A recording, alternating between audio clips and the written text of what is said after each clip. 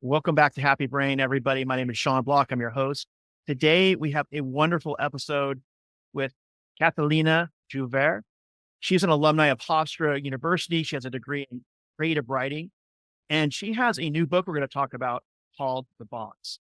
And she's going to talk about her journey and how she started to recognize her own depression and how to get some help and treatment, and how she was able to get to a point where she could share her experiences with others. It started with a blog where she started writing about her depression through a blog.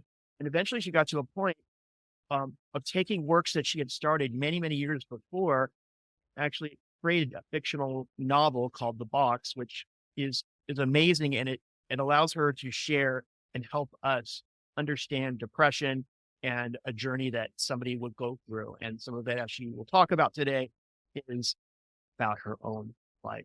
She also shares some the importance of sharing your passion and finding your passion and how that can help your mental health, and other tools and techniques that we all use, like exercise and other things that can really make our uh, mental health stronger. So anyway, a lot of different information here, and really her story will inspire you, inspire you. Enjoy. Here. Hello. Good morning. Good morning. Or is it still morning where you are? Are you back in I'm in New New York? York, so it's still morning. It's Okay. yeah, 11. Got it. Got it. So are you from New York originally? Sure. Yeah. Born in Brooklyn, raised in Queens. My family's from Haiti though. Right. Yeah, I saw a blog or something you had about some trip you took to, or a gathering of Haitian women or something. I don't know. I saw Yes. that somewhere. Yes. That was on Instagram and Facebook probably. But Yeah. yeah, Sound like a pretty inspiring gathering. it was amazing. It was amazing meeting so many different women from Haiti and from Haitian descent, and just, being entrepreneurs, being business women. It was just wonderful. It was amazing. Yeah. Those kind of events are cool because they give you so much energy, and they kind of carry you. There's Yeah. a high you get from for a while, right? Absolutely, and it's so inspiring, and you wanna do your own thing, and yeah, definitely Right. on the fly. Is it a yearly event? Yes, it is. Oh, that's awesome. Yeah. That's so my family, my dad grew up in Queens. Mhm. I um started your book, and then there was a scene where they're like where you go to the house where the character lives, Mia, I think, and that place is like the way you described the house, except for it wasn't in disrepair, but the way you described the house, I was like, I could picture my as a little kid going to my grandma's house, um, Yeah. kind of like brick buildings and kind of in that area. It probably was somewhere in the area. I think he lived in Jackson Heights or something like that, Okay, yeah. or somewhere Yeah. around there way, Okay. way back when. So anyway, that was just kind of a fun visual to kind of see, you know. So anyway, no, True. I started your book. I haven't had a chance to finish it, but Oh, that's great. congratulations. Thank you so much for starting it. Yeah, congratulations. So it's really engrossing, engaging. Thank you. So it's a lot of fun. So we Yeah. can talk about that a little bit. Okay, Um, great, thanks. cool. Well, thanks so much for joining. So I didn't introduce myself. I'm Sean Block.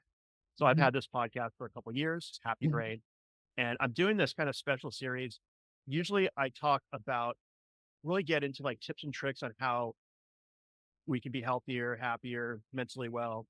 Uh, but I felt like I wanted to have a little series, kind of getting a little bit more into a little bit of the backstory and how people came to um, all the things that they're doing now to help themselves, and how they, a little bit of their backstory. So I Mhm. appreciate you kind of responding to this Mm. No to this problem.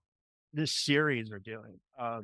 Cool, cool, awesome. Well, so thank you so much. I guess I want to start with, what do you want the audience and the listeners to feel after we spend some time together? I want them to feel like if they are in emotional turmoil, if they're feeling depressed, that they can do something about it by taking little steps where they don't have to rely on medication. So I'm all about, helping myself feel better without the use of medication.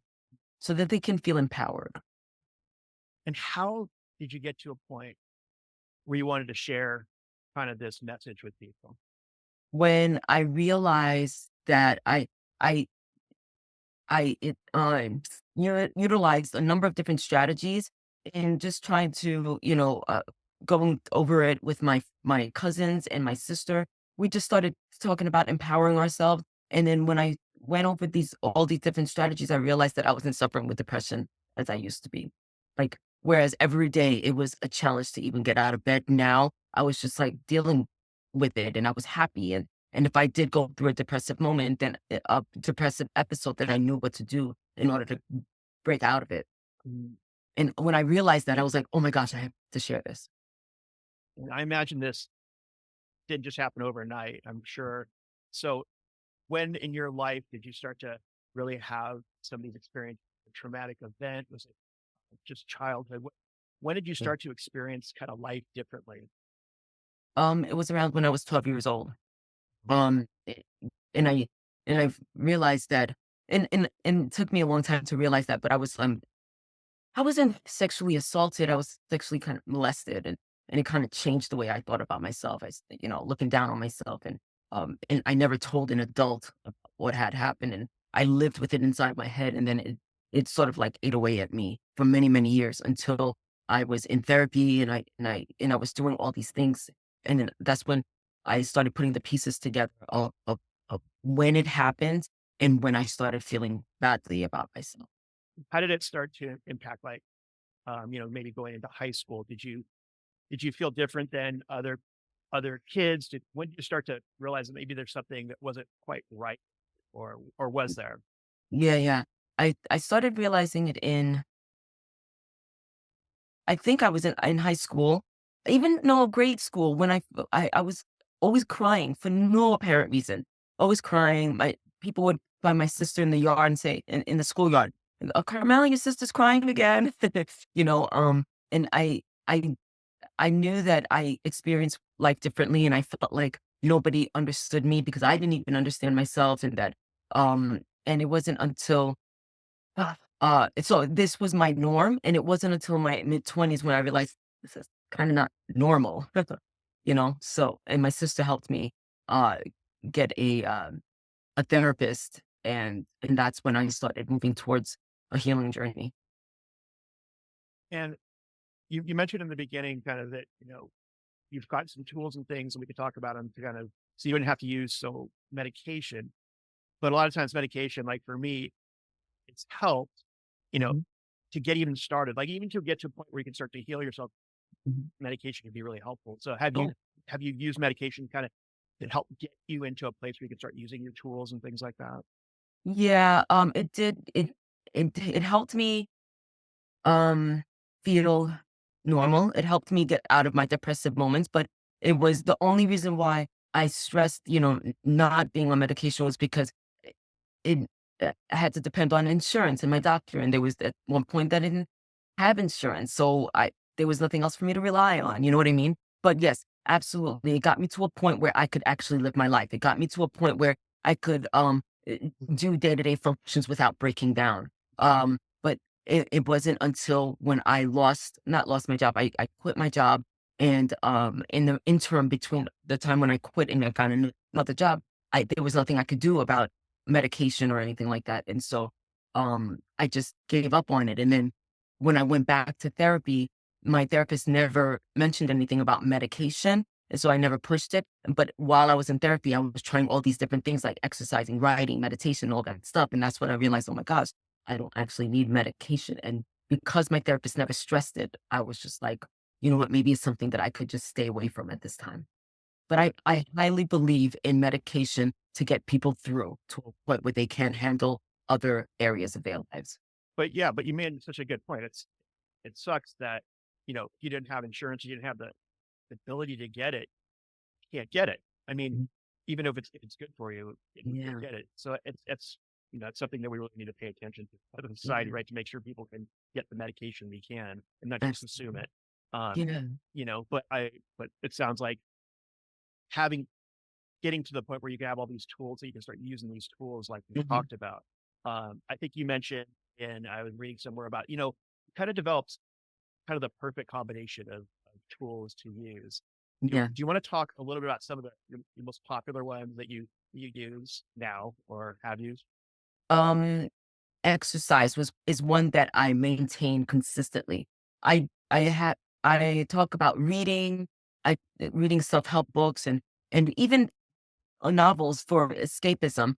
I have written it down. Motivational and motivation meditations and affirmations, Yes. motivational videos. But the one that I truly maintain on a consistent basis is exercise. And exercise helps the is it the dopamine rush Hmm. in your brain? And and it helps you feel good about yourself. How do So you get that's one. how do you get yourself to exercise? Because we know it's great and it feels Mhm. good, but how do you get yourself to do it when like, you're not feeling it, but you know it's going to help you? How have you gotten yourself to like be able to I really started get 10 into it? minutes a day at home. I don't like the gym. I'm not ever gonna go step into a gym. I've tried gym memberships. It just Right. doesn't work for me. So I I had, I'm sorry, an app called Beachbody, Hmm. and I've been using that for years. And where they have so many different types of programs, different types of exercises. They have Pilates, they have yoga, and weight training, cardio, all of that. And I started off with a 10-minute program. It was called 10 minute 10 something 10 minutes. Right. And Yes. I started working out in that way, and then I came to realize that, hey, I'm spending like as much time to put on my workout outfit as I am working out. So let me just try a little bit more and a little bit more until it became consistent for me, until it's like, brushing my teeth now. What's your go-to like video or go-to program that you do through Beach Body? So for a very long time, it was a woman named Shalene Johnson. I just did all of her cardio and weight training exercises. But now it's Sean T. I don't know if you've heard of him, Hip Hop Abs. He has a workout called Dig Deeper, and I've been doing that for the past few months consistently, and it just makes me feel good about myself. Sean T, I met him at a conference. He was a speaker at a conference. I One of love these that. first, he is amazing. And the Yeah. way he's transformed his own body now, I don't know if you've seen him recently. I mean, Yes. uh, you know, his Yeah. Instagrams are a little alarming, right? Uh-huh. But he's but he's such an inspiring guy Mhm. and Mhm. such a dig deep kind of guy. Yeah. It's amazing. So that's really cool. Yes, I have like the Peloton app. I have all these not necessarily exercise apps, but I have all these meditation apps that are like Mhm. go-tos. So you Mhm. find like a few people that you just constantly go back to, right? Yes. Yes. Constantly. You probably watch the same thing over and over, right? Sometimes the same exercise program over and over. Yep, Like I do, I do. that's Yeah, deep. and even when I do meditations as well, I follow guided meditations on YouTube, and Yeah, I have a list of that I've saved of the ones that are my favorite, that really resonate with me.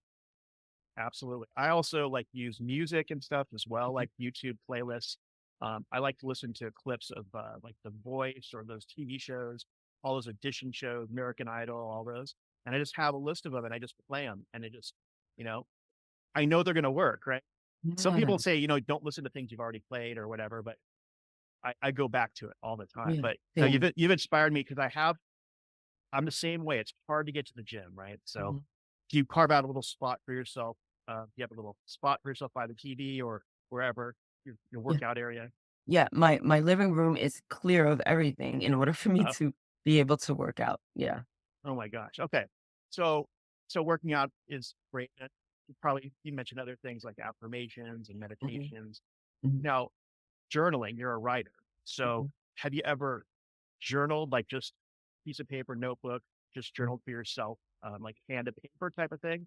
Yes, yes, I've done that. I've done that a few times, and I get into my episodes of, I journal every day, and then I don't do it for a while. Well, I'll find a really good journal book where they're afraid excuse me, paragraphs here and there for you to reflect on something and then write it down. So I've been doing that a lot lately as well. Prompts. Yeah. Prompts. So, so you kind of go in and out of like, this is a hot thing for me right now. I'm doing affirmations every day, and then sometimes you let it go, and you but you have it sounds like you have your I call it like a toolkit of things. Right. Yeah, yes. So, I've called it something. It's like my arsenal, you Arsenal. I know, like that. my arsenal of, and then I also call it my cocktail of strategies, Yeah. that I use. And yeah, so whatever I'm in the mood for, but the one thing that remains consistent is my exercise and my writing. That's great. Well, so in terms of your writing, well, getting back to kind of the coping and starting to share your journey with depression. I know you had like a couple of blogs where you really focused in on expressing and getting that word out. So not Mhm. just journaling, but you've actually created blogs. Is that right? Has that Yes. helped? Has that helped you express and serve as a journal, basically, uh, to help your own journey?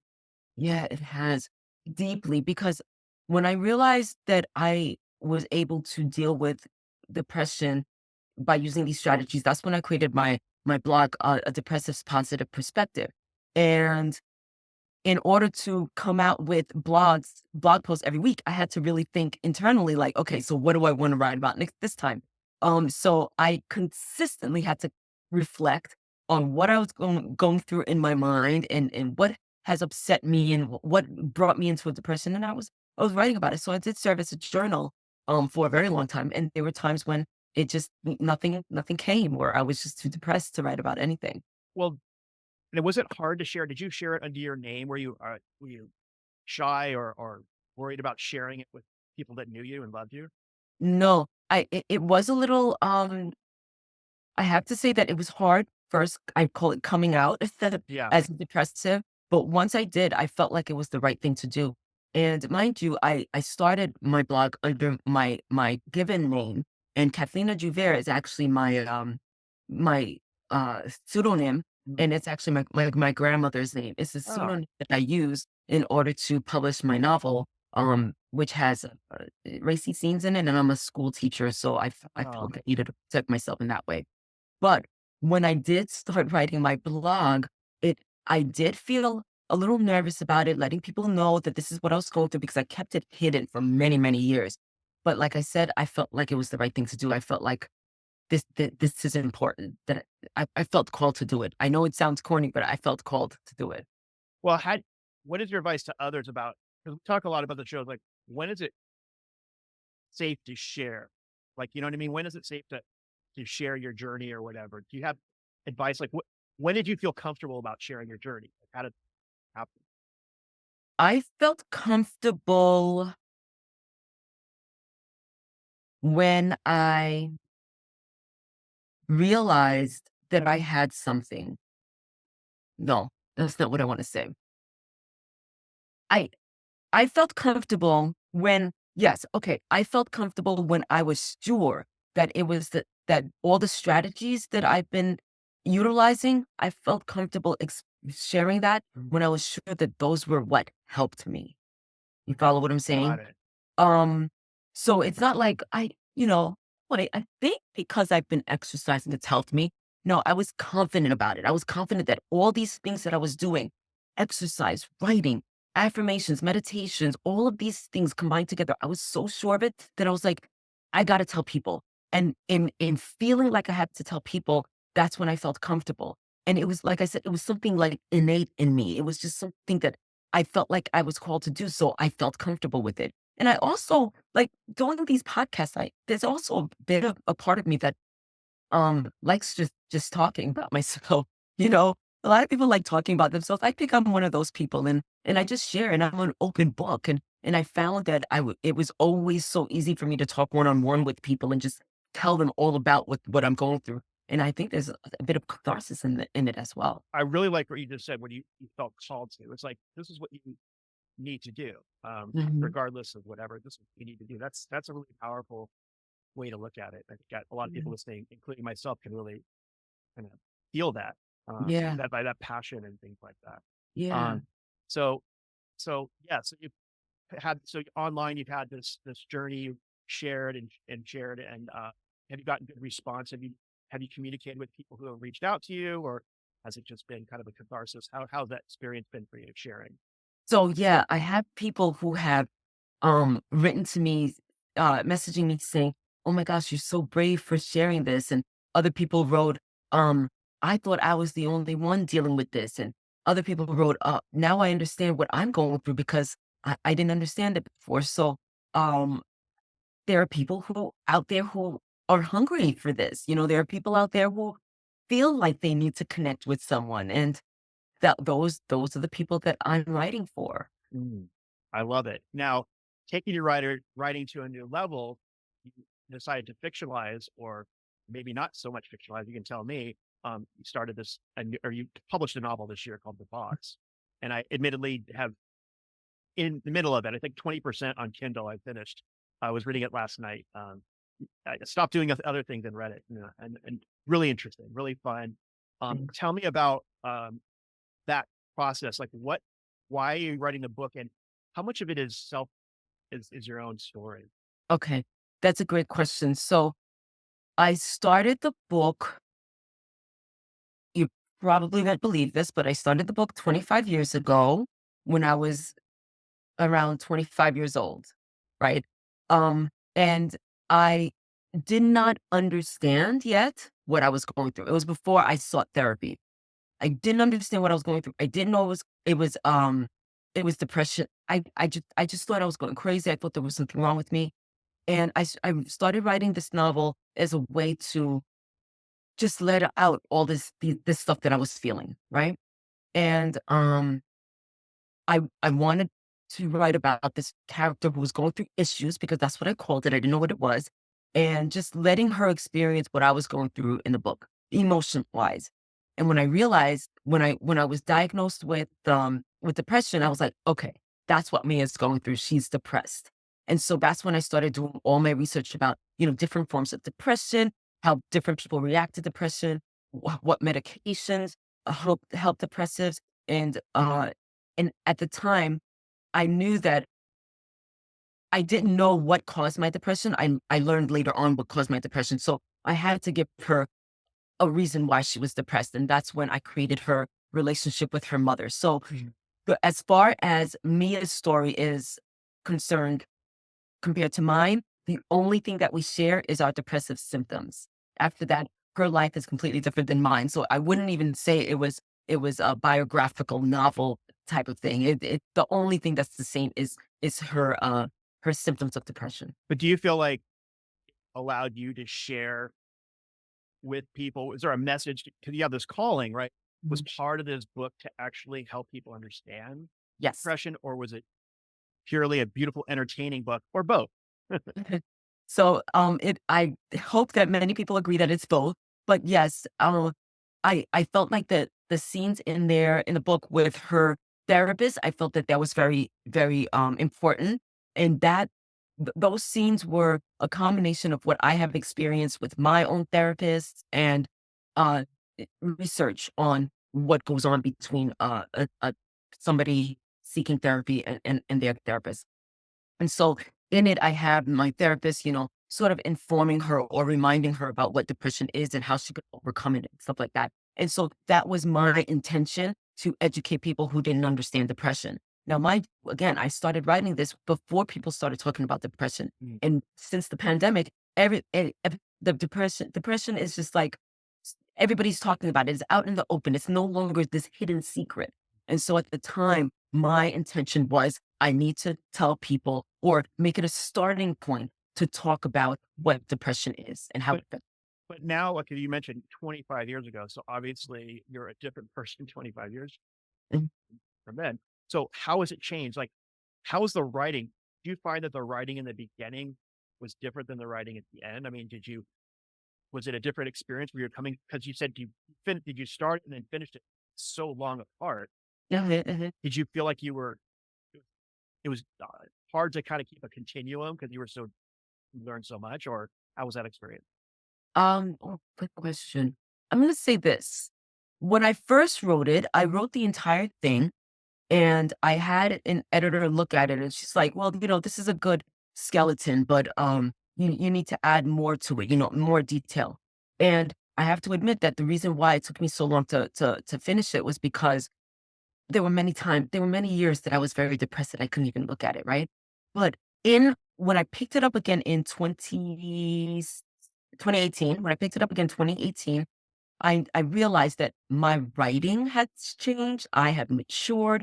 I can now look at uh, what my character is going through at a distance. I wasn't so close to what she was going through.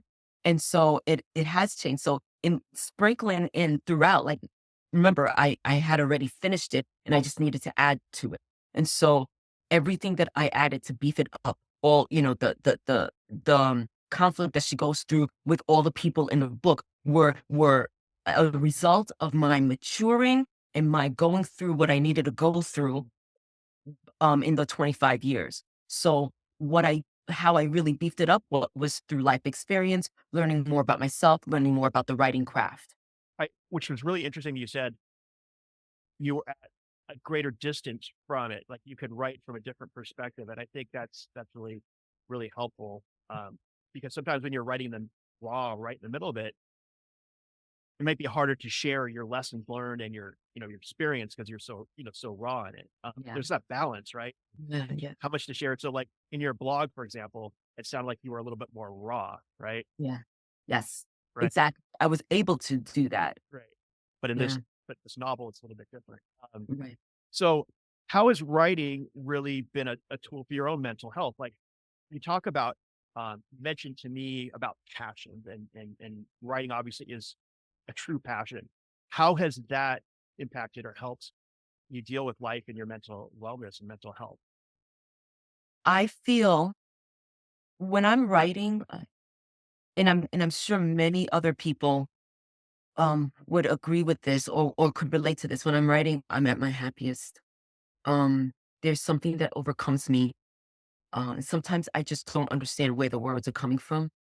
My muse, a lot of people call it a download. I just feel so at peace with myself and with my life. I feel, and so I, in order to continue those feelings of peacefulness, I I want to sit down and write. And it's oftentimes I don't get the chance to. I'm a teacher, and lesson plans, you know, trump the writing for some reason at times. But so it has helped me feel good about myself. It has helped me. I call it like expel the depression monster. I expel the depression monster. I leave it on the page and I leave it there. And it's no longer in me. It's no longer has its hooks, its claws in me as I'm writing. So it has been really cathartic. And now when I read what's on the page, now I feel like I'm sharing that with somebody else, and it may help them. It may help them tune into whatever it is that they're feeling in order to overcome their emotional turmoil. So a lot of times people call that like you're kind of in the flow, like you're just kind of all consuming. Is that how Yes, you feel? Like nothing else matters. You forget to yes, go to the bathroom, eat. You're just consumed, right? Is that how it yes, feels? yes. And so for us as a tip or just as a way of life, are you encouraging us to kind of find whatever that is for us, that passion is Find that passion, immerse yourself in it, right? That thing that you cannot live without. Some people, it's gardening. Some people, it's painting. Some people, it's podcasting. Some people, it's just sitting down watching movies and just like tuning out the world. Find that thing that brings you alive, I feel. do you as a teacher, you mentioned you're a teacher too. Um, do you find that you want to kind of share that with your students? Do you have like do you feel like there's a lot that you want to share with your students that you've learned in this Yeah. journey? When I get on my on this rant, not rant, but like sometimes I stop the lesson and I tell students it's so important. You need to learn what it is that you love. And they're looking at me like, up with her. Right. But then there I have a few students who are looking at me like, yeah, yeah, and yeah, I try to tell them as often as possible. I even hold a creative writing club in at my school, and I encourage the students. I'm like, yeah, just write whatever it is you feel. I don't want to censor them because for some reason they all like writing about mystery and death and all this stuff. And I'm like, I don't want to censor you, but feel good about it and be confident in what you write. So yeah, I try to promote that to my students. My gosh. And I read that you also are thinking about taking your journals and everything or your blogs and making another project out of that. Yes. What is that about? So what I did was, I decided that I wanted to, because I've been talking about depression and how I've overcome it for so long. I decided to take my blogs and put it into book form. But what I would do after every post is have the reader reflect on what I've written and write something that they can relate to. What of this post resonated with them, and I'll have like quotes that I've said based on some of my posts. And I don't know. This is something that I just started thinking about, and I even brought it up to my writing critique group, and they're like, "Oh, you should get it traditionally published. You shouldn't self-publish this because it needs to reach a wider audience." And I really appreciated them saying that because they felt like it was very powerful. Um, so I haven't really completely decided on what I'm going to do just yet, but it's definitely going to be a book because, like I said before, a lot of people have come to me and be like, wow, this is so powerful. And I've been going through this and you're so brave and this and that. And honestly, I don't really feel like I'm brave because I'm just talking about myself. And everybody likes talking about themselves. But at the same time, I do want to stress that I think that this will help because I've kept silent about this for Mm. so many years and it didn't help my mental health. And so I just want to bring it out to other people that you don't have to suffer alone. You could do something about this. You can empower yourself. So yes, that's what that's what my self-help slash journal slash memoir will be about. I mean, and you have, sounds like you have so much material already, right? You have all these posts and a lot of people probably do have like, even myself, there's tons of writing and things that you've kept, you know, Mhm. and I'm just inspired by you in terms of wanting to share, like wanting to like your calling and sharing and getting Yeah. it out there and coming on podcasts and things like that. It's pretty remarkable, but it sounds like it's also helped you a lot. It's like, Oh, it has, yeah. And that's also another reason why I feel like I'm not really being that brave. It's because I'm being quite selfish because it's helping me so much. mm, for sure. So is there anything else that you kind of wanted to share about your journey that you feel like sharing with us today about your book, your journey, things you're thinking about? Yeah, I feel like I want to tell people who are suffering with depression, some type of emotional turmoil, to not keep it to themselves. Kept it to myself for a very, very long time. And obviously it didn't do me any good. If the insurance or money isn't there to seek a therapist, there are, I wish I had a hotline number, but there are numbers out there where people who are trained to just listen and talk and offer some advice that exists for people. I want to tell people, find a friend, somebody that you trust, just to talk it out to. There were a lot of times when I would want to share. I shared with my sister, and my sister was already trying to solve the problem for me. When I didn't necessarily need the problem to be solved, I just needed to let it out. Sometimes you just have to let it out. And so find somebody who will allow you to just let it out without having to try to jump to a solution because sometimes that's not what a depressive wants or needs at the moment, just need to let it out. So find that person. That's what I want to share, and find that thing that you can immerse yourself in, whatever your passion is. Because if you find your passion, if you find your purpose, you have found what is worth living for. That's what I feel. Powerful. That's powerful. So how can we get in touch with you and how can we find your book, all that? Okay. So you can easily go on Instagram. I am in the works of creating my website, CathelinaDuvert.com. I have somebody working on it for me. So I don't have that up and running yet. But you can go on Instagram, Cathelina Duvert, my first and last name. And on it, I have links for different ways to purchase my novel, different ways to reach me. And yeah, I think that's the easiest way to find Great. me. And on LinkedIn as well. Again, Cathelina Duvert on LinkedIn. Well, thank you for sharing your journey and your book. I can't wait to finish it. I'll let you know how it goes, Yeah. but very powerful. So thank you so much. Thank you so much, Sean, for providing this platform for me. I really appreciate it. You're welcome. Thank you for listening to another episode of Happy Brain. If you enjoyed this, make sure you hit that subscribe button wherever you listen to your podcasts.